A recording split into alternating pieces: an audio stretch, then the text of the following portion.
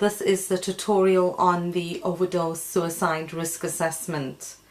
Candidates, I cannot stress the importance of this station, and this is a must in any CASC exam, as you can be assured that the Royal College of Psychiatrists will put in a suicide risk assessment. It's one of those bread and butter skills which you need to have at your fingertips. So let's go through each of the points systematically in order for you to master the techniques of taking an overdose suicide risk assessment. So here goes. The instruction to the candidate is, you've been asked to see Samantha Cross, who is a 28-year-old lady who's been brought to A&E by her friend following taking an overdose of 70 paracetamol. She's been medically cleared and is now awaiting your psychiatric assessment. The instruction to the candidate is, you need to take a history of the overdose and do a suicide risk assessment. The mental checklist or bullet points which I would like you to bear in mind when you approach the station, and possibly you could write these bullet points down in order for you to reinforce your memory for the station, would be the following 7 factors, and we'll go through each one step by step in the next few minutes in this tutorial. First and foremost, you want to establish what the actual overdose was. Secondly, you want to explore this further by finding out what type of planning, precautions and preparations were taken. Thirdly, you want to establish what the actual precipitator for this overdose was. Fourthly, you want to find out whether this lady has had a past history of deliberate self-harm and overdoses, and you might want to include a past psychiatric history. You want to check, fifthly, what her current mental state is and exclude any comorbid mental illness. Sixth is to establish what her risk assessment is, and seventh would be looking at what her current coping skills are and what social supports she has. The communication skills which is required when you approach a station like this is that you need to be aware that the scenario would be with a young lady who's possibly distressed, anxious, tearful and reluctant to divulge details about the overdose. The key skill here is that you would need to build rapport in that first 2 minutes. So the communication skills in the station, which I think are important, is that you would need to be able to empathize with the lady in front of you and be able to understand the subjective feeling of what she is actually going through and show sensitivity. This, I can assure you, will be one of the ways in which you would be able to build rapport with the young lady in order to facilitate the rest of the interview. A possible approach to the station and in introduction would be the following. Hello, I'm Dr. Mudlia. I'm one of the psychiatrists and I've been asked to see you by the doctor in A&E. I understand that you've not been feeling well and you've taken some tablets. I've come to ask you more about what happened. Is that all right with you? Once you've established rapport, you can then move on to further exploration of the 7 bullet points which was mentioned earlier. First and foremost, you want to find out everything about the overdose. So the history of the presenting complaint, which was the overdose. You want to find out what happened. Using a good open question like that, or asking her, can you take me through the events of when you took the overdose up until now? This is a good idea because this not only builds rapport but also gives the patient an opportunity to give a narrative of the overdose. Once you've used an open question, you can then start exploring specific details from your checklist using closed questions. So the details of the overdose that are important are that you need to find out what tablets she had taken and how many, and calculate the dosage. You want to find out where she was at the time when she took the overdose. Did she make any preparations? Did she take anything else apart from the medication? Did she drink it with water, or did she perhaps take some alcohol? You want to find out what she was thinking at the time when she took the overdose, and also what she did once she had taken the overdose. You want to find out whether she's had any physical symptoms or sequelae from taking the medication, or whether she felt sick after she had taken the tablets. Once you've established the details of the overdose, you can further explore the overdose with the second bullet point, which was the other 3 P's: planning, preparation, and precautions. Planning is important because you want to find out whether this was an impulsive overdose or whether it was something which she has planned. Whether she planned it and she accumulated the medication over a few weeks, or whether it was just triggered by an event and she took the overdose. Preparation is important because you want to know how she prepared in order to take the overdose. Whether she knew she was going to be at home alone, or whether she knew that she was not going to be interrupted at the time when she took the overdose. Whether she made any final goodbyes, for example, writing a suicide note, calling or texting or emailing friends, closing her bank accounts, or putting it on social networks like Facebook, Twitter, MySpace, and Bebo. Thereafter, you want to check whether she's taken any precautions, like whether she prepared that she was going to be alone, and anything else that might indicate that it was quite a planned and serious attempt of overdose and suicide harm.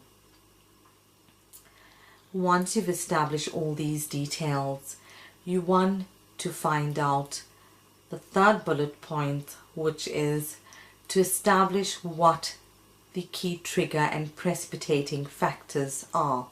So why did she take the overdose, or what was the final straw which led to her taking the tablets?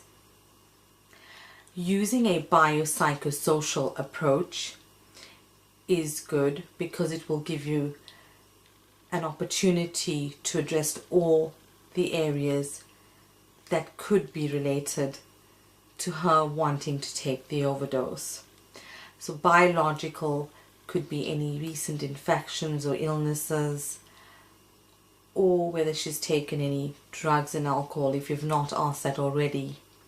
Psychological would be whether she was under any stress, or whether there is any evidence that she's had a past history of taking overdoses or any mental illness that could have precipitated her wanting to take an overdose. Social precipitating factors, which would include asking her more about her social situation. So how are things at home? How are things at college or work if she works? And also if she's any relationships, how are things going on in the relationships? Once you've established this, you would then want to move on to the fifth bullet point, which is to find out whether she's had a past history of deliberate self-harm, and past psychiatric history can be included in this. Looking at the past episodes of deliberate self-harm, you want to find out more specific details of whether she's taken overdoses in the past. You would want to find out how many, whether she needed admission or whether she was sent home, whether she received any support in terms of treatment with the home treatment team or the crisis team, any medication that she could have received, or any psychological therapy like counseling which she might have had. You want to find out also whether she's tried other ways or has thought of other ways of harming herself. So these would include things like whether she's attempted to cut herself by cutting her wrists, whether she's tried or thought of wanting to jump in front of cars or trains or off a bridge, whether she's attempted to hang herself by tying a ligature, any carbon monoxide poisoning, or anything else that you could think of that might indicate that she has thought of other means or attempted other means of self-harm. In this, you can also ask about any past psychiatric history. So whether she's had a history of depression, any other mental illness, or any other diagnosis like a borderline personality disorder, which might be important in this case. Once you've established that, you want to move on to the sixth point, which is to assess her mental state. In assessing the mental state, you want to check for those disorders which was mentioned, like whether she has a depressive disorder, whether there are any borderline personality traits, and whether there's any psychotic symptoms present. Thereafter, you want to move on to the seventh point, which is to establish what the current suicide risk assessment is. You would be guided by the past history of deliberate self-harm and then take into account of what the current situation is. So you want to find out how she feels now about taking the overdose. She's taken 70 tablets, so it was a large number of tablets. So how does she feel now that the suicide attempt did not work? Does she regret taking the overdose? And does she have any current ongoing thoughts of wanting to harm herself? And more specifically, if she were to be discharged home, does she have ongoing intent? So it's about assessing the current suicidal ideation, intention, and plans. This is important because this will give you an indication of how you're going to manage this case. And you would need to have an idea of this in the last minute before you conclude the station. Thereafter, you want to move on to the next final points of finding out what her coping skills and her social supports are. So you want to find out, how does she usually cope with stresses in her life? Does she have a confidant whom she's able to confide in of any problems and difficulties? Social support is also important if you are thinking about whether she needs to go home with either family support or with additional support. So you need to find out what her current social circumstances are if you've not already identified that in the first few minutes. So once you've established all these 7 points which we've discussed, you can then find out more personal and family history if you think that's relevant. Any drug and alcohol history if you've not elicited that already. And for completeness sake, any other medication that you might be taking, and any physical illnesses if you've not already got that history. These are not essential, but it is important to find out these details if you think that it is relevant. Obviously, this would depend on the time management of this scenario as to whether it is a 7-minute station or a 10-minute station. Finally, you would come to summarizing and concluding the interview. By now, with all the information that you've collated, you would have an idea of whether the risk of overdose was that of a mild, moderate and severe risk, and whether you would want to manage her at home on her own, home with support, or home with intensive support, or whether she needed to come into hospital either informally or formally if she did not voluntarily agree to come into hospital. So the possible scenario in this case, you would conclude like this. Thank you, Samantha, for talking to me. I understand this is a difficult time for you. To summarize what we've discussed, you've told me you've taken these tablets because of a relationship difficulty and that you made plans not to be found. You do regret taking the overdose, but you still have plans of wanting to end your life. I am concerned about what we've discussed, and I would like you to come into hospital for a few days. What do you think about that? So your next response would depend on what her response was. And this is how you would conclude the station. So going through the bullet points again, just to reinforce what are the key bullet points for someone with a suicide risk assessment are the following. 1. Establishing what the current overdose was. 2. Further exploration to find out planning, preparations and precautions that were taken. Thirdly, you want to find out what the precipitators were using a biopsychosocial approach. Fourthly, establishing past history of deliberate self-harm and including past psychiatric history.